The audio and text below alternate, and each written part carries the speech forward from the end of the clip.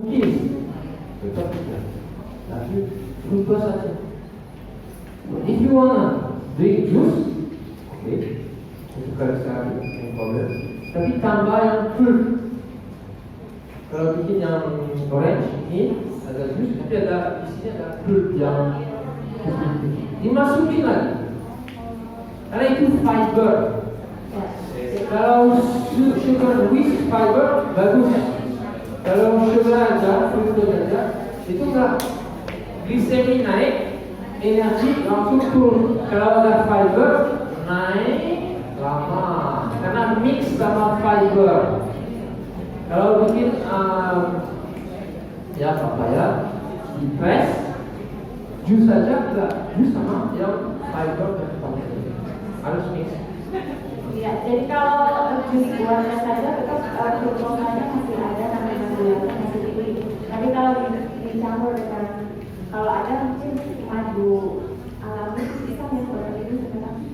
Yang di toko-toko juga tetap mengandung gula. Kalau ada yang original banget dari hutan, nah itu menjadi bagus. Dan kalau beli di toko ya, dan di sugar. Same, next time. Is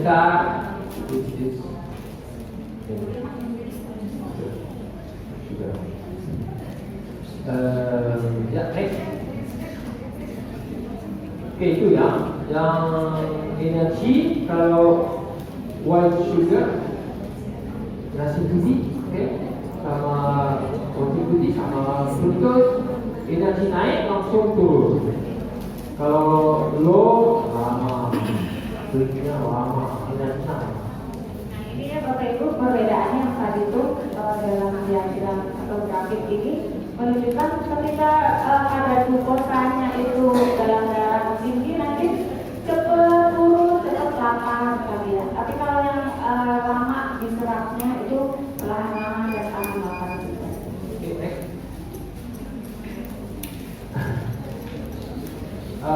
We need to consume dry vegetable like beans, like lettuce, split peas, red beans, and sweet peas.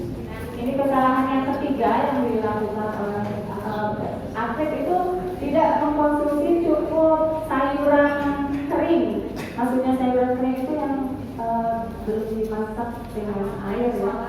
Ya, di sini ada biji-bijian ya. Lentils itu biji-bijian. Biji-bijian itu berarti seperti gandum, kemudian kacang polong, jagung merah, ya, kacang-kacangan ya. Last, atlet don't eat white rice every day. That's illegal. Nah, yang kesalahan yang keempat yaitu atlet itu harusnya sih jangan makan nasi setiap. Nah, ini yang masih mungkin dilakukan ya, Bapak Ibu.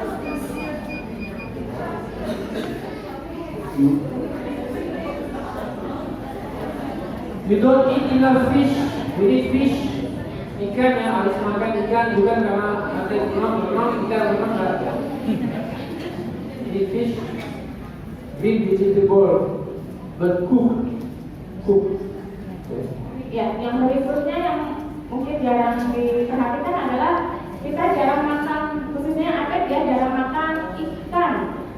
Kemudian yang berikutnya ada harusnya makan sayuran itu yang dimasak, jadi bukan yang mentah. With vegetable, when you eat lunch, dinner, must be carbohydrate, so rice, white atau meat yang kaya di pondok harus vegetable. Harus ada sayur. Bread harus vegetable. Lihat warna harus banyak warna. Kalau ada banyak warna bagus. Kalau putih hitam ada. Putih hitam merah, tomato, dikit green, yellow, banyak warna. Itu bagus. But there's a lot of color is good. Yeah. Only two color something wrong. Jadi ketika kita makan menghidangkan khususnya untuk anak kita yang aktif, misalkan nasi putih ataupun nasi merah dengan ayam atau daging, plus sayurannya jangan sewarna ya. Kalau bisa misalkan ada kentangnya, ada wortelnya, gitu, ada daun-daunnya, gitu. Itu jauh lebih baik. And ibu-ibu try to cook simple. Nah, ibu-ibu coba masaknya simple-simple saja, jangan terlalu banyak bumbu. Biasanya kan ada apa tuh namanya santan gitu yang sederhana. Banyak sos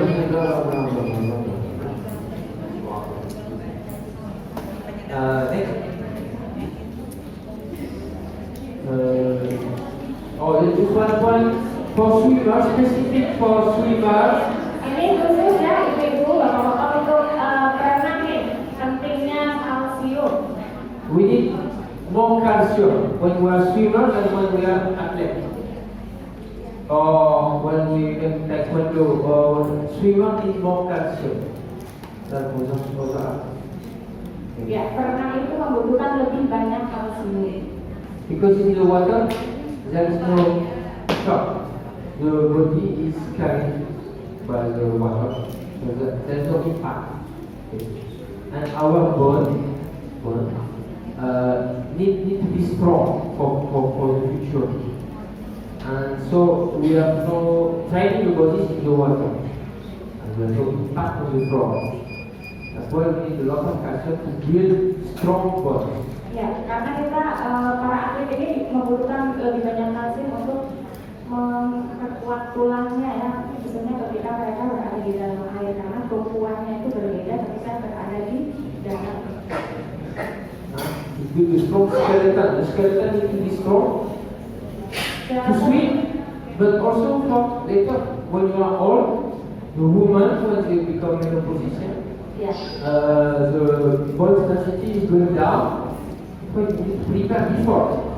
Ya, jadi kalsium ini untuk memperkuat tulang bukan hanya sekarang tapi juga di masa yang akan datang atau masa tua kita. Jadi kita harus save save kalsiumnya dari sekarang. Khususnya juga buat ibu-ibu ya, karena kita setiap bulan itu ada menstruasi, ada menopause juga, tentunya kepadatan tulang akan cepat berkurang ya.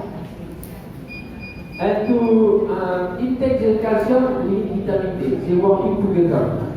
Calcium and vitamin D. If there is calcium but no vitamin D, so it is wrong. Vitamin D in Indonesia, you have the sun. That's good. Yeah, a lot. Matahari bring vitamin D. In Europe, we need to give supplement. In winter, no sun for green or for so we need supplement. Here is okay. Ya, jadi kalsium itu sangat bagus sekali dipadukan dengan vitamin D. Ketika dengan vitamin D itu akan sempurna ya di dalam tubuh. Kalau di luar negeri kan musim panas, artinya tidak seperti di kita ya. Panasnya itu sumber vitamin D yang paling alami adalah sinar matahari ya. Jadi sering berjemur ya kayak itu. Kalau lagi senggang. So calcium is in the milk. Susu, this susu, tahu, and Saya. Okay, next.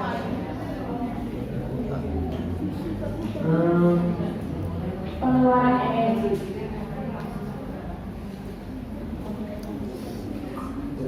When we swim, we spend energy, but we need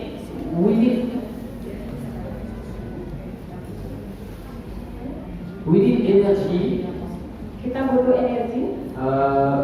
Man 2,400 calories and woman 1,600 and 2,000 calories for one day.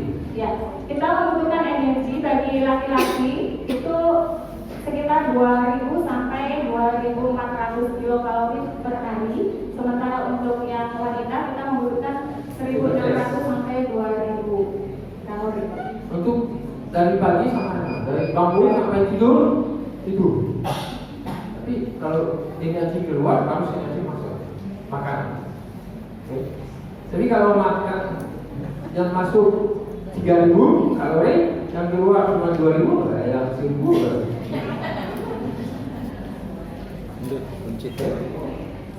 Apa? Kalau energinya tinggi, kalau aktiviti tinggi, maka banyak. Okay. Kalau tidur dari pagi sampai malam, sedikit. Tapi ini untuk yang otot. Dari pagi sampai malam yang brain ini about 300 kalori. Butuhkan 300 kalori ya. Yang brain ini itu aja 300. Kalau latihan 1 jam 400 kalori. 1 jam membutuhkan 400 kalori. But depends. It can be 300, can be 800, depends intensity. Ya, tergantung intensitas aktivitasnya juga. Okay. 400 kalori itu yang bar coklat, yang bar coklat apa? Beng-beng atau apa? Bar coklat. Coklat yang kayak ya itu kalorinya Satu bar aja mungkin 300 kalori. ya. Tuh, kalau latihan 2 jam, maka 2 bar sudah hilang yang 400 kalori dari rumah sudah ambil. Ya, kalau satu bungkus coklat beng-beng 300 kalori, dari 2 sudah 600 yang individu, itu baru dari coklat, belum dari yang lain-lain. So yeah, that kind of food is useless. Makanan-makanan itu nggak ada manfaatnya sih, karena terlalu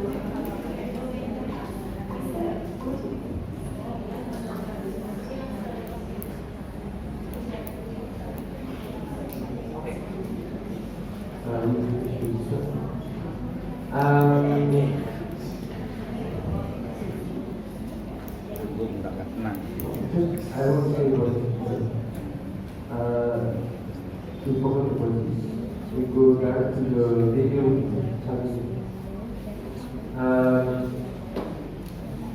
Setiap hari latihan berapa kali? 1 kali atau 2 kali?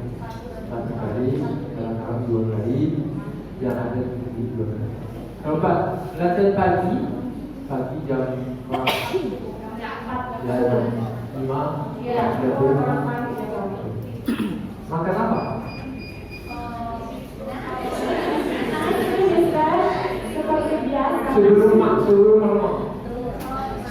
Sebelumnya ganggu biji-bijian. Oatmeal. Oke. Sebelum makan. Kalau latihan jam 5, makan jam berapa? Setelah sholat. Habis itu makan. Jam 4:15 makan, jam 5 setengah 5. So, the routine should be, kalau latihan jam 5, ada saya latihan jam 5. Habis sholat jam Surabaya 4:20. Ya, 4:20. Dan bisa makan karena minimum proses 2-3 jam. Kalau makan langsung renang, energy is not used for renang, and feelingnya not enough.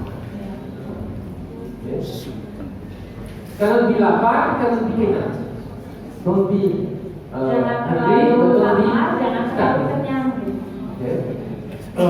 Before renang jam 4, karena makan cuma 1 slice roti. Jadi sebelum turun latihan jam 5 itu kalau bisa 1 Slice roti aja, 1 potong roti saja. Atau pisang, Atau pisang, honey, madu, akan nanti sedikit aja. Cuma energi aja.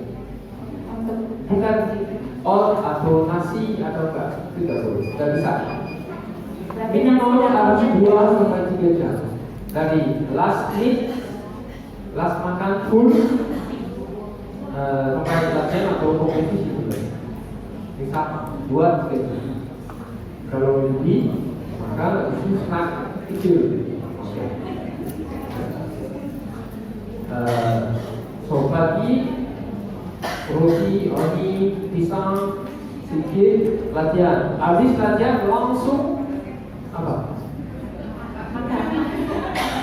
Langsung keluar dari air, mandi,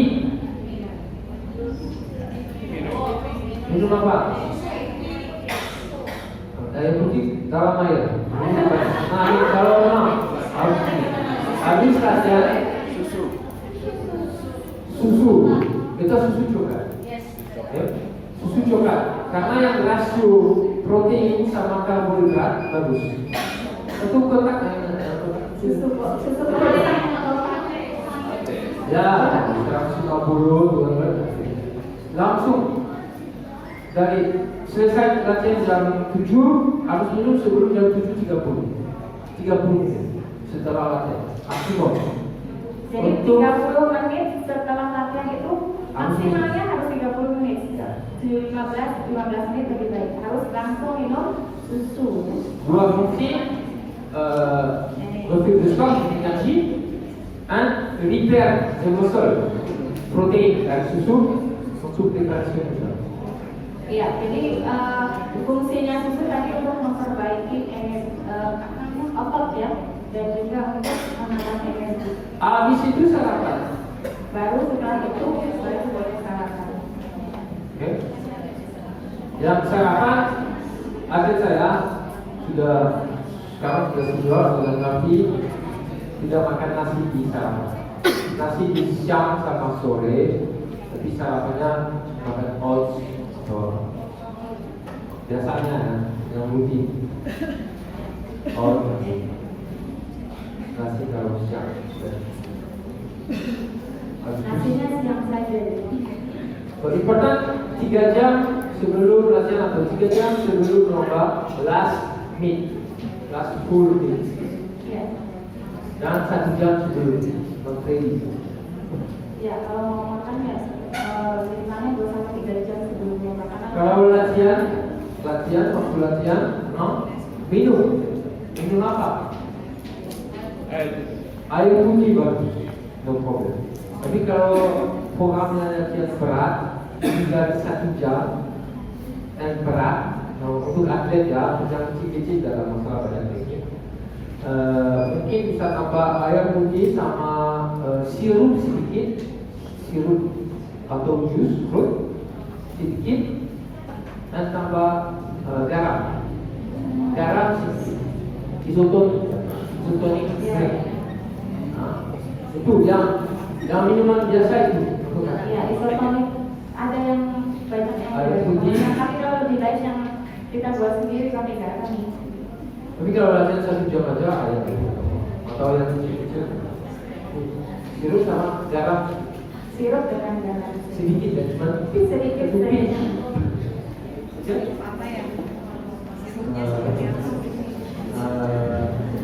Ini saya tulis dulu.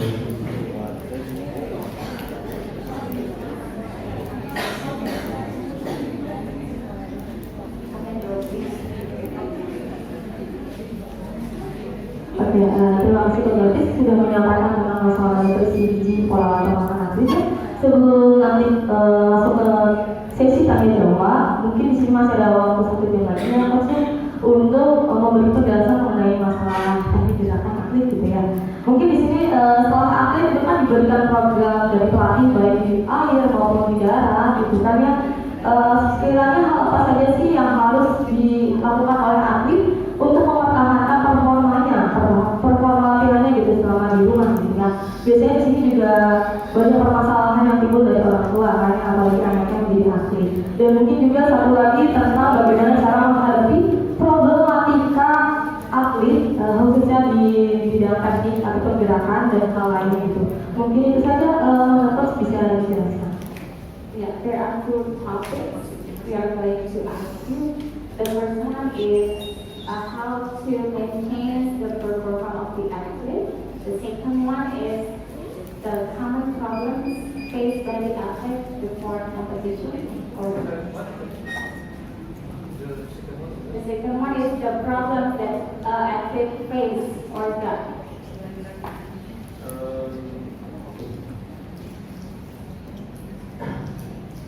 How to maintain the performance of athlete. my experience in Indonesia compared to Europe. Pengalaman saya di Indonesia dibandingkan dengan di Eropa.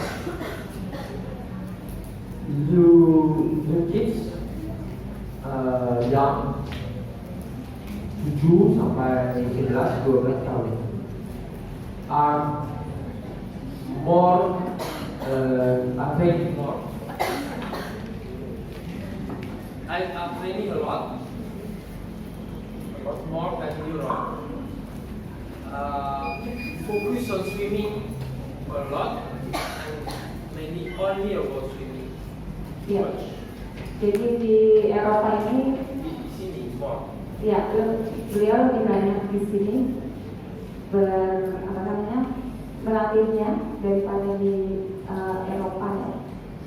Now in Europe, when 7, 8, 9, 10 years old, they 3 times a week. Di Eropa untuk anak umur 7 sampai 12 tahun itu 3 kali dalam seminggu. Kalau 12 sudah 4 kali, 5 kali. Kalau 12 tahun, 14 tahun sudah lebih banyak tapi bisa 4 kali. Anak-anak bikin olahraga yang lain. Sudah banyak bikin olahraga, football, basketball, taekwondo, boxing, gym, plus swimming. Jadi anak-anak tuh banyak melakukan berbagai olahraga ya, jadi tidak fokus satu. Kalau mungkin aja renang 4 kali, 1 kali badminton, itu lokal di Indonesia. 1 kali yang best kali music. Musik. Playing music. Satu kali. For swimmers, very good. Oke, untuk berenang sangat baik. 1 kali badminton, 1 kali latihan musik. Sampai 11 tahun, 12 sampai 12 bisa better. Sampai umur 12 tahun lebih banyak lebih baik. Why? Because like I said before, when we are in the water carry us. We develop endurance, we develop strength, but we are not explosive at all. We are not explosiveness, don't have. We have less physical body. Cannot jump high. The swimmer is not good athlete. Ya, jadi perenang itu bukan ketika berada di air kemudian meloncat gitu. Itu bukan nggak boleh masuk. Kurang eksplosif. Tulangnya itu akan mengalami ototnya gitu. Oke. Kalau bikin basketball, kalau bikin badminton harus jumping. Itu juga tidak boleh ya untuk bermain bola bagi perenang. Swimmer no. So finish harus bikin eksplosif. So harus bikin olahraga yang lain dulu, terus swimming. Nah after swimming later kalau 13 sampai 14 tahun. Tapi kalau tidak bikin banyak. Oke, jadi sebelum menjadi perenang bagusnya itu di awal umur yang masih kecil sekitar 9 sampai 11 tahun itu bagus juga untuk memiliki banyak keterampilan olahraga ya sebelum menjadi perenang supaya nggak bosan. When swimming, when 8, 9 years old swimming, setiap hari, every day swimming. Yeah. But after when 14 years old, setiap hari swimming lagi. All the night. After 15 years old, one stop. Ini mungkin banyak kejadiannya kalau dari umur 8 sampai 10 tahun setiap hari berenang, ketika umur 11, 12 tahun sampai setiap hari berenang, nanti ketika berumur 14 sampai 15 tahun itu sudah merasakan kebosanan atau jenuh ya sudah tidak semangat lagi begitu. I can check the result ya in Europe, in Indonesia. 7, 8 sampai 10 tahun, 10 years old, the level, the swimming level of swimmer. Europe.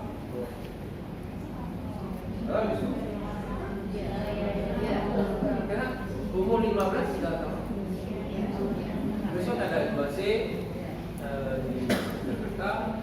Lihat KU 4 100 bebas, 60 seri, KU 3 50 seri, KU 2 30, KU 1 3 seri.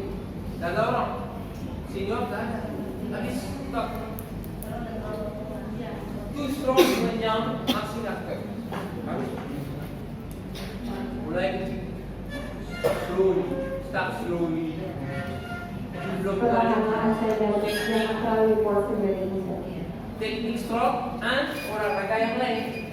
Itu endurance bisa, explosiveness bisa, jumping high bisa, semua bisa dari boxing, yoga, balance.